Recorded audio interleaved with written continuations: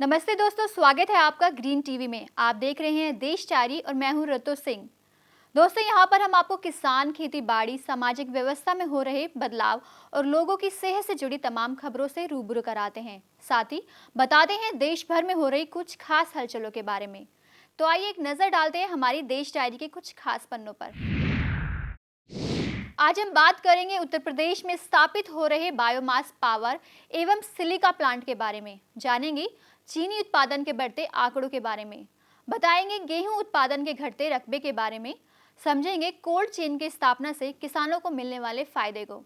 साथ ही बताएंगे बिहार में स्थापित होने वाले पशु डेयरी उद्योग के बारे में। उत्तर प्रदेश के छाता जिले में प्रदेश के मुख्यमंत्री अखिलेश यादव ने अशर एग्रो के 18 मेगावाट बायोमास पावर एवं सिलिकॉन प्लांट का उद्घाटन किया। इस प्लांट के जरिए चावल के छिलके से बिजली और बची हुई राख से सिलिका बनाया जाएगा। उत्तर प्रदेश के छाता जिला में अशर एग्रो के 18 मेगावाट बायोमास पावर एवं सिलिका प्लांट का उद्घाटन करते हुए मुख्यमंत्री अखिलेश यादव ने कहा कि सरकार ऐसी तकनीक विकसित कर रही है जो पर्यावरण को बिना प्रभावित किए, बिना किसी प्रदूषण के चावल के छिलकों से बिजली और उसके बाद बची हुई राख से भी सिलिका बनाएगी। अब तक सिलिका को नदी की रेत से ही प्राप्त किया जाता रहा है और सिलिका बनाने की क्रिया में सल्फ्यूरिक एसिड का प्रयोग होता है, जो जल प्रदूषण का महत्वपूर्ण घटक है। लेकिन इस नए ग्रीन सिलिका प्रोजेक्ट में बिना प्रदूषण सिलिका बनाने का तरीका है। प्रदेश में बनी सिलिका सबसे पहले अमेरिका और अन्य यूरोपीय देशों को निर्यात की जाएगी। भारतीय चीनी मिल्स एसोसिएशन के मुताबिक इस साल पिछले साल के मुताबिक चीनी उत्पादन में 3.6% की बढ़ोतरी देखी जा रही है। गुजरात, उत्तर प्रदेश, तमिलनाडु और कर्नाटक में जहां उत्पादन बढ़ा है, वहीं आंध्र प्रदेश, तेलंगाना और महाराष्ट्र में चीनी उत्पादन में गिरावट आई है। भारत में चीनी के उत्पादन में पिछले वर्ष के मुकाबले 3.6% का इजाफा हुआ है। 15 फरवरी 2016 तक 472 चीनी मिलों में 173.37 लाख टन चीनी का उत्पादन हुआ, जबकि 2015 में समान अवधि तक 516 चीनी मिलों में 167.24 लाख टन उत्पादन हुआ था। भारतीय चीनी मिल्स एसोसिएशन ने 15 फरवरी 2016 तक के चीनी उत्पादन के आंकड़े जारी करते हुए बताया कि पिछले वर्ष के मुकाबले समान अवधि तक चीनी उत्पादन में 3.6% की बढ़ोतरी हुई है। पिछले वर्ष के 167.24 लाख टन के मुकाबले इस वर्ष उत्पादन 173.37 लाख टन हुआ है, जो कि पिछले वर्ष के मुकाबले 6.13 लाख टन अधिक है। गुजरात, उत्तर प्रदेश, तमिलनाडु और कर्नाटक में जहां उत्पादन बढ़ा है, वहीं आंध्र प्रदेश, तेलंगाना और महाराष्ट्र में चीनी उत्पादन में गिरावट आई है, जबकि हरियाणा और झारखंड में उत्पादन पिछले साल के जितना ही है। गेहूं उत्पादन का इस साल भी घटने का अनुमान लगाया जा रहा है। एग्रीकल्चर मंत्रालय के मुताबिक रबी सीजन में किसानों ने 2.92 करोड़ टन क्षेत्र में बुआई की है। वहीं पिछले साल देश में 3.05 करोड़ हेक्टेयर में गेहूं की बुआई हुई थी। US department of agriculture services के मुताबिक साल 2015-16 में भारत में गेहूं का उत्पादन इस साल भी घट सकता है। लगातार ये दूसरा साल होगा जब भारत में उत्पादन घटेगा। असामान्य वातावरण के कारण इस साल गेहूं की फसल पर प्रभाव देखा जा रहा है। सरकार ने गेहूं के उत्पादन के आंकड़े जारी किए हैं, जिसमें 2015-16 में गेहूं का उत्पादन 8.5% बढ़कर 9.38 करोड़ टन रहने का अनुमान लगाया गया। इससे पहले सरकार ने 8.65 करोड़ टन गेहूं उत्पादन का अनुमान जताया था। पंजाब में फूलों की खेती को बढ़ावा देने के लिए राज्य के मुख्यमंत्री प्रकाश सिंह बादल राज्य में कोल्ड चेन की स्थापना करने वाले हैं। कोल्ड चेन की स्थापना से राज्य में फूलों और जड़ी बूटियों की खेती करने वाले किसानों को प्रोत्साहन मिलेगा। पंजाब के मुख्यमंत्री प्रकाश सिंह बादल ने अतिरिक्त मुख्य सचिव से फूलों, जड़ी बूटियों की खेती वाले क्लस्टरों में राज्य सरकार की वित्तीय मदद के साथ कोल्ड चेन स्थापित करने के लिए एक व्यापक योजना बनाई है। मुख्यमंत्री ने फूलों की खेती करने वाले किसानों को प्रोत्साहित करने के लिए पूरे राज्य के प्रमुख पुष्प उत्पादकों द्वारा दिए गए सुझावों के आधार पर ये निर्णय लिया है। मुख्यमंत्री ने फूलों और बागवानी फसलों के उत्पादन के लिए किसानों को दिए जाने वाले नियोजन और विपणन समर्थन का अध्ययन करने के लिए बागवानी विभाग में एक मार्केट इंटेलिजेंसी विंग भी बनाने का निर्णय लिया है। इस साल जहां आलू के बम्पर उत्पादन से इसकी कीमतों में कमी आई है, वहीं आलू का निर्यात भी 51% तक घट गया है। साल 2015-16 में आलू का रिकॉर्ड उत्पादन होने के अनुमान से आलू की कीमतों में एक तरफा गिरावट बनी हुई है। आलू के कारोबार के लिए देश भर में सबसे बड़ी मंडी आगरा में इसका भाव घटकर 350 रुपए प्रति क्विंटल तक आ गया है, जो अप्रैल 2015 के बाद सबसे कम भाव है। वहीं देश की अन्य प्रमुख आलू मंडियों में भी आलू की कीमतों में गिरावट बनी हुई है। केंद्रीय कृषि मंत्रालय द्वारा जारी किए गए साल 2015-16 के लिए पहले अग्रिम अनुमान के मुताबिक इस साल देश में आलू का उत्पादन रिकॉर्ड स्तर तक पहुंचने की संभावना है। आलू का उत्पादन करीब 481 लाख टन होने का अनुमान है, जो अब तक का सबसे ज्यादा उत्पादन होगा। हालांकि पिछले साल भी देश में 480 लाख टन आलू का उत्पादन हुआ था। केंद्र सरकार ने तिल निर्यातकों को बड़ी राहत देते हुए तिल निर्यात के नए नियमों को 10 मार्च तक के लिए बढ़ा दिया है। Director general of foreign trade द्वारा जारी किए गए नोटिफिकेशन के मुताबिक तिल निर्यातक यूरोपियन यूनियन को तिल का निर्यात करने के लिए नए नियमों को अपनाने के लिए 10 मार्च तक की छूट दी गई है। इससे पहले सरकार ने 3 फरवरी को नोटिफिकेशन जारी करते हुए Indian oil seed and producer export promotion council को क्वालिटी सर्टिफिकेट देने के लिए अधिकृत किया था। निर्यात होने वाले तिल के लिए IOPE-PC जब तक क्वालिटी का प्रमाण पत्र जारी नहीं करेगी, तब तक तिल का निर्यात नहीं हो सकेगा। साल 2014 के दौरान यूरोपियन यूनियन को निर्यात हुए तिल में हानिकारक बैक्टीरिया साल्मोनेला पाया गया था, जिसके बाद तिल निर्यातकों को तिल निर्यात करने में परेशानी उठानी पड़ी थी। दलहन की कीमतों में आने वाले दिनों में तेजी न आए, इसके लिए खाद्य मंत्रालय ने IB, directorate of revenue and intelligence, director general of foreign trade और दिल्ली पुलिस के अधिकारियों के साथ बैठक की। खाद्य मंत्रालय की तरफ से आयोजित बैठक में दालों में सट्टा कारोबार पर लगाम लगाने का निर्देश दिया गया है और दालों की कारोबारी करने वालों पर नजर रखने को कहा गया है। बैठक में सभी एजेंसियों को आने वाले दिनों में तुअर और उड़द कारोबारियों पर नजर रखने को कहा गया है और दलहन में अगर कोई कारोबारी सट्टेबाजी करता हुआ पाया जाता है तो अधिकारियों को उसके खिलाफ सख्त कार्रवाई के निर्देश भी दिए गए हैं। आयातित दाल की कालाबाजारी रोकने के लिए कस्टम विभाग को हर बंदरगाह पर आयातित दालों के पूरे स्टॉक की जानकारी इकट्ठा करने को कहा गया है। फिलहाल वक्त हो चला है एक छोटे से ब्रेक का। ब्रेक के बाद आपको बताएंगे किसानों और आम जनता के लिए सरकार द्वारा शुरू की गई कुछ पहल के बारे में। उत्तर प्रदेश पर्यटन विभाग एक ऐसा मोबाइल ऐप लॉन्च करने जा रहा है जिसके द्वारा सैलानियों को केवल एक क्लिक में उत्तर प्रदेश के 7,000 होटल्स की जानकारी मिल जाएगी। पर्यटन विभाग की इस योजना में शामिल करने के लिए सूबे के 7,000 होटल्स को चिन्हित किया गया है। ब्रेक के बाद आपका स्वागत है देश डायरी में। झारखंड में राज्य के पहले मेगा फूड पार्क का उद्घाटन किया गया। इस मेगा फूड पार्क का लाभ करीब 30,000 किसानों को मिलेगा। इससे जहां किसानों को उनके उत्पाद का अधिक से अधिक दाम मिलेगा, वहीं राज्य के युवाओं को रोजगार भी मिलेगा। झारखंड में खाद्य प्रसंस्करण सेक्टर के विकास को गति देने के लिए मैमर्स Jharkhand mega food park private limited की ओर से राज्य में पहला मेगा फूड पार्क का उद्घाटन किया गया। केंद्रीय खाद्य प्रसंस्करण उद्योग मंत्री हरसिमरत कौर बादल ने रांची जिले के गेटलसूद गांव में इस पार्क का उद्घाटन किया।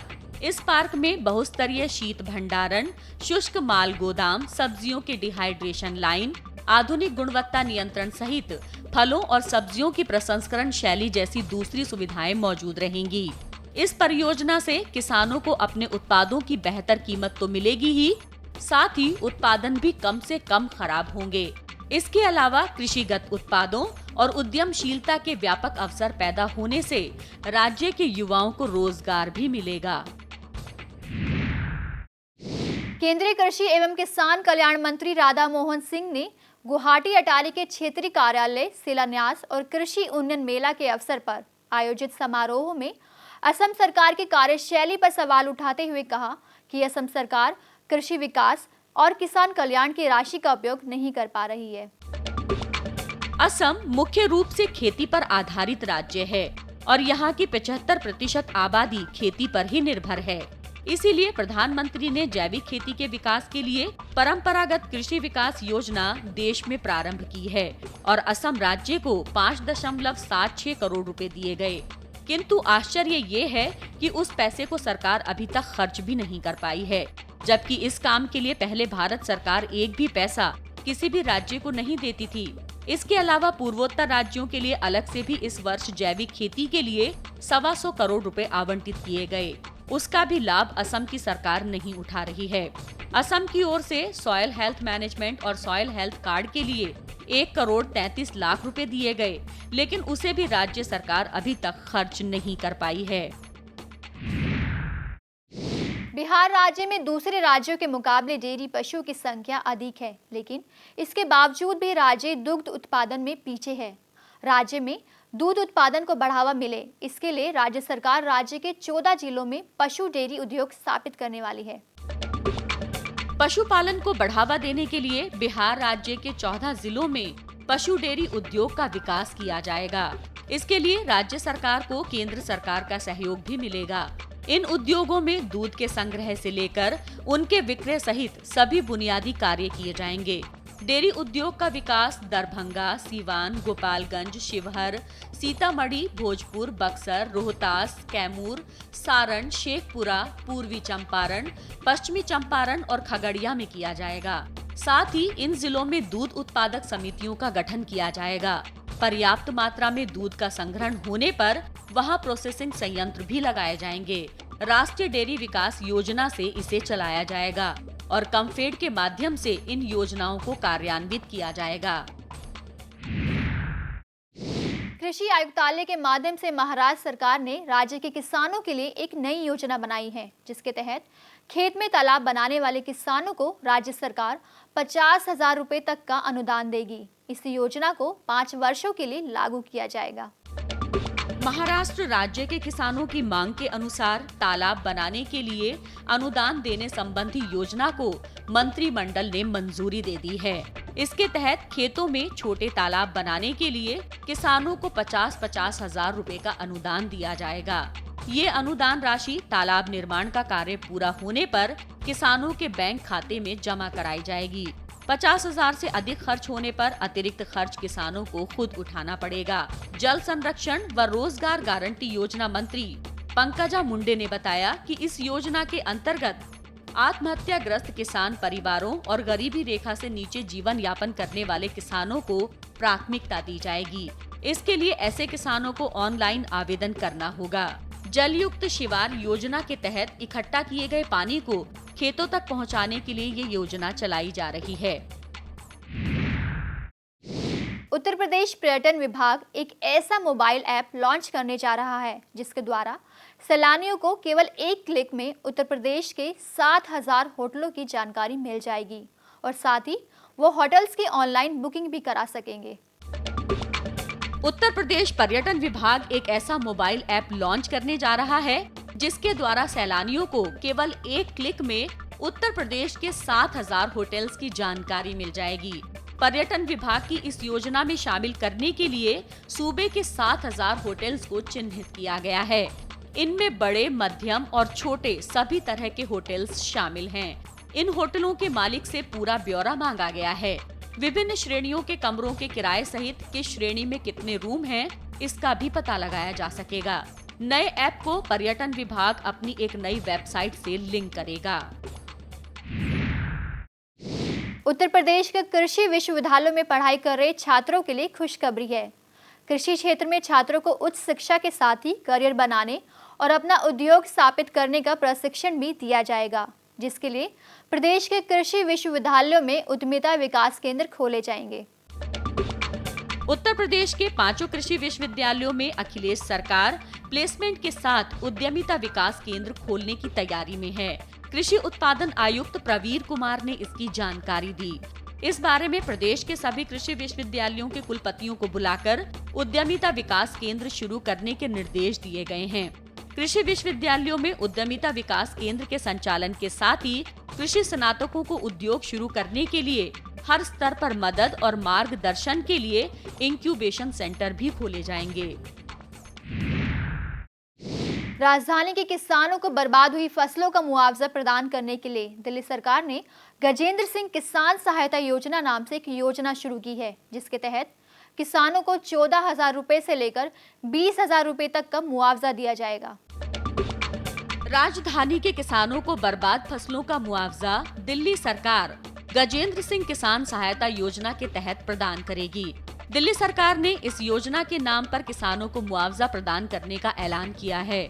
सरकार किसानों को प्रति एकड़ अधिकतम 20,000 रुपए और न्यूनतम 14,000 रुपए के हिसाब से मुआवजा प्रदान करेगी।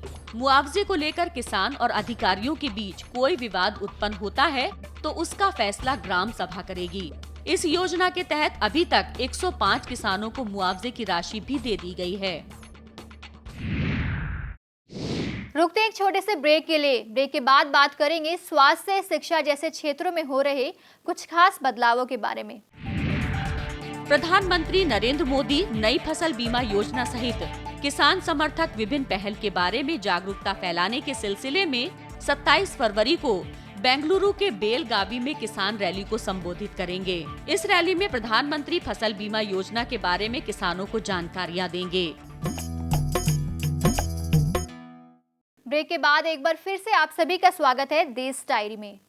नई फसल बीमा योजना प्रधानमंत्री फसल बीमा योजना के प्रति किसानों को जागरूक करने के लिए प्रधानमंत्री नरेंद्र मोदी 27 फरवरी को बेंगलुरु के बेलगावी में किसान रैली में किसानों को संबोधित करेंगे। प्रधानमंत्री नरेंद्र मोदी नई फसल बीमा योजना सहित किसान समर्थक विभिन्न पहल के बारे में जागरूकता फैलाने के सिलसिले में 27 फरवरी को बेंगलुरु के बेलगावी में किसान रैली को संबोधित करेंगे। इस रैली में प्रधानमंत्री फसल बीमा योजना के बारे में किसानों को जानकारियां देंगे।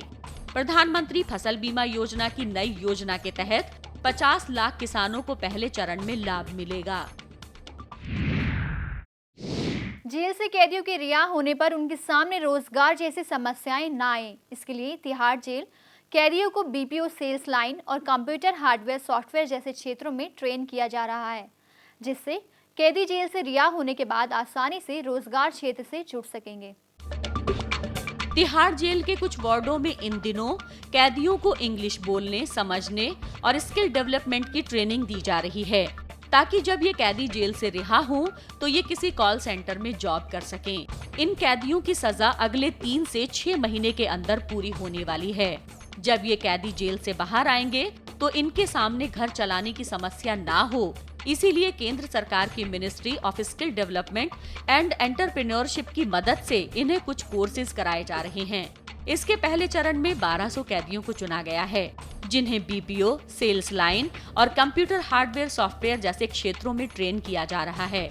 महिला कैदियों को इंग्लिश बोलने के अलावा असिस्टेंट हेयर स्टाइलिश सहित ब्यूटी पार्लर खोलने या इस फील्ड में काम करने का तरीका सिखाया जा रहा है। जिस भी कैदी को जो कोर्स कराए जा रहे हैं, इन सभी के लिए उन्हें सर्टिफिकेट्स भी दिए जाएंगे। पर्यावरण को स्वच्छ बनाए रखने में ई रिक्शा जैसे वाहन मददगार साबित हो रहे हैं। इसी के चलते ई रिक्शा को प्रमोट करने के लिए दिल्ली सरकार ने स्पेशल स्कीम शुरू की है, जिसमें ई रिक्शा चालकों को 15-15 हजार रुपए तक सब्सिडी दी जा रही है। दिल्ली के छत्रसाल स्टेडियम में एक समारोह में करीब 3,000 ई रिक्शा चालकों को 15-15 हजार रुपए की सब्सिडी दी गई। दिल्ली के मुख्यमंत्री अरविंद केजरीवाल ने ई रिक्शा को पर्यावरण के लिहाज से अच्छी गाड़ी बताते हुए कहा कि सरकार को ई रिक्शा को बढ़ावा देना चाहिए। राजधानी में ई रिक्शा को बढ़ावा देने के लिए स्पेशल कैंप भी लगाए जा रहे हैं। 29 फरवरी से 3 मार्च तक एक कैंप और 10 अप्रैल से 14 अप्रैल तक दूसरा कैंप लगाया जाएगा। साथ ही पुराने ई रिक्शा की रजिस्ट्रेशन डेट भी बढ़ाई गई है। नेशनल अर्बन लाइवलीहुड मिशन योजना का नाम बदलकर पंडित दीनदयाल उपाध्याय का नाम दे दिया गया है। इस योजना को अब दीनदयाल राष्ट्रीय शहरी आजीविका मिशन के नाम से जाना जाएगा। नाम बदलने के साथ ही सरकार ने इस योजना के लक्ष्यों में भी बदलाव किया है। सरकार ने यूपीए के कार्यकाल में शुरू की गई एक और योजना का नाम बदल दिया है। लगभग 3 साल पहले शहरों में रहने वाले निर्धन वर्ग के लोगों के लिए शुरू की गई नेशनल अर्बन लाइवलीहुड मिशन योजना को अब पंडित दीनदयाल उपाध्याय का नाम दिया गया है। इसे दीनदयाल राष्ट्रीय शहरी आजीविका मिशन नाम दिया जा रहा है। नाम में बदलाव के साथ ही फीचर्स भी बदले गए हैं। इस योजना को 3,500 शहरों में लागू किया जाएगा। इससे पहले सरकार JNNURM और निर्मल ग्राम जैसी योजनाओं के नाम बदलकर उन्हें नए रूप में लागू कर चुकी है। यूपीए सरकार ने 2013 में युवाओं को रोजगार के इरादे से ट्रेनिंग देने के लिए इस योजना की शुरुआत की थी। उस वक्त सरकार ने ये तय किया था कि ये योजना सभी जिला मुख्यालयों और 1 लाख से ज्यादा की आबादी वाले कुल मिलाकर 790 नगरों में लागू की जाएगी। इस योजना का मकसद था कि युवाओं को प्रशिक्षण देकर उन्हें रोजगार लायक बनाया जाना। कैंसर और हृदय रोगियों के लिए अच्छी खबर है। अब कैंसर, हृदय रोगों से संबंधित दवाएं और उनके इम्प्लांट बाजार से काफी सस्ते रेटों पर मिलेंगे। महंगी दवाओं के बोझ से दबे मरीजों को राहत देने के लिए चंडीगढ़ के PGI में अमृत फार्मेसी की स्थापना की जा रही है। कैंसर, हृदय रोग से संबंधित दवाएं और उनके इम्प्लांट बाजार में काफी सस्ते रेटों पर मुहैया कराने के लिए अब चंडीगढ़ के PGI में भी अमृत फार्मेसी स्थापित की जा रही है। ये देश का दूसरा फार्मेसी होगा। पहला फार्मेसी आउटलेट साल 2015 में नवंबर में एम्स में खुला था। इस फार्मेसी में बाजार से करीब 50% रेटों से सस्ती दवाएं मिलेंगी। चंडीगढ़ के PGI में इसके लिए तैयारी भी शुरू हो चुकी है। नेहरू हॉस्पिटल में अमृत फार्मेसी को खोलने के लिए जगह दे दी गई है। विश्व स्वास्थ्य संगठन की एक रिपोर्ट के मुताबिक भारत में हर साल कैंसर के मरीजों की संख्या में इजाफा हो रहा है, क्योंकि ज्यादा लोग महंगी दवाओं के कारण हॉस्पिटल जाना बंद कर देते हैं। आने वाले 1 साल में दिल्ली के ट्रांसपोर्ट सिस्टम में बड़े बदलाव लाने की तैयारियां चल रही हैं, जिसके तहत बसों की फ्रिक्वेंसी तो बढ़ाई ही जाएंगी। साथ ही बसों में CCTV कैमरा, वाईफाई, GPS और महिलाओं की सुरक्षा के लिए मार्शल भी तैनात किए जाएंगे। दिल्ली सरकार ने शहर के ट्रांसपोर्ट सिस्टम के लिए बिग प्लान बनाया है। इसके लिए 20 सूत्रीय कार्यक्रम तय है। प्रीमियम बसों के साथ साथ बसों में CCTV, वाईफाई, GPS लगाने की तैयारी भी शुरू हो गई। कॉमन मोबिलिटी कार्ड भी इस साल लॉन्च कर दिया जाएगा। इसके अलावा हर बस में मार्शल की तैनाती के प्रोजेक्ट को भी आगे बढ़ाया जा रहा है। ट्रांसपोर्ट मिनिस्टर गोपाल राय के मुताबिक बसों की स्पीड और फ्रीक्वेंसी बढ़ाने के लिए स्पेशल रूट चार्ट भी तैयार करवाए जा रहे हैं, जिसे ट्रंक फीडर सिस्टम कहा जाता है। अप्रैल के बाद 1000 क्लस्टर बसों को भी चलाया जाएगा। साथ ही ई-रिक्शा प्रमोशन के लिए भी पॉलिसी बनाई जा रही है। तो दोस्तों, आज की देश डायरी में बस इतना ही। हम फिर मिलेंगे कुछ नई खबरों के साथ। तब तक सामाजिक विकास, खेती बाड़ी और कृषि से जुड़ी तमाम खबरों से अपडेट रहने के लिए आप देखते रहिए ग्रीन टीवी। मुझे दीजिए इजाजत। नमस्ते। अगर आपके गांव की कोई समस्या हो, कोई जानकारी हो जो आप हमारे साथ साझा करना चाहते हैं, तो आपका स्वागत है। हमारा पता है green TV B131 sector 63 Noida Uttar Pradesh, pin 201301। हमारा ईमेल ID है info@greentvindia.com। आप हमें फोन भी कर सकते हैं। हमारा नंबर है 012049800000, साथ ही 0011।